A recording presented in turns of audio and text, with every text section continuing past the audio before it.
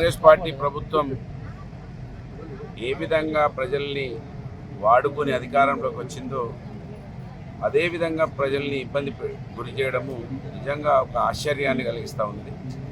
అంటే కాంగ్రెస్ పార్టీ అంటేనే మోసపూరితమైనటువంటి పార్టీగా పేరు ఉన్నది, కానీ ప్రజలు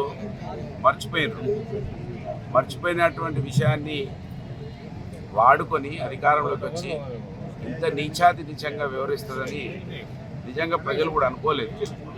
చాలా పెద్ద పెద్ద హామీలు ఇచ్చి ప్రజలను మభ్యపెట్టి వాళ్ళ అధికారంలోకి వచ్చి కనీసం కూడా చీమగుట్టినట్టు కూడా వాళ్ళు స్పందించకుండా వాళ్ళ యొక్క వ్యవహార శైలిని చూస్తూ ఉంటే ఆశ్చర్యం కలుగుతూ ఉన్నది.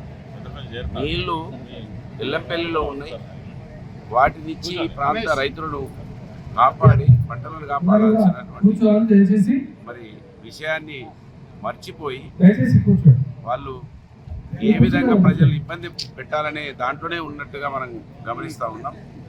కనుక ఇవి మీరే షెడ్యూల్ ఇచ్చి నీళ్ళు ఇస్తామని చెప్పి కూడా నీళ్ళు ఇవ్వకుండా రైతుల పంట నష్టం అవ్వడానికి కారకులైన కనుక ఆ పంటకు నష్టపరిహారం ఇవ్వాలి. రైతు బంధు ఇవాటి వరకు కూడా 4 ఎకరాలకు కూడా ఇంకా మొత్తంగా రాలేదు.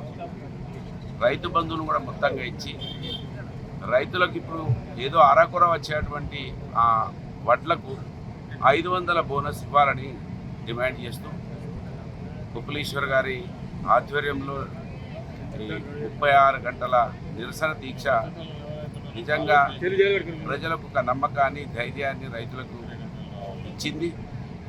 రైతుల పక్షాన నిలబడే పార్టీ ఏకైక పార్టీ మళ్ళీ తెలంగాణ రాష్ట్రంలో అది బీఆర్ఎస్ పార్టీ అనేది రుజువైపోయింది.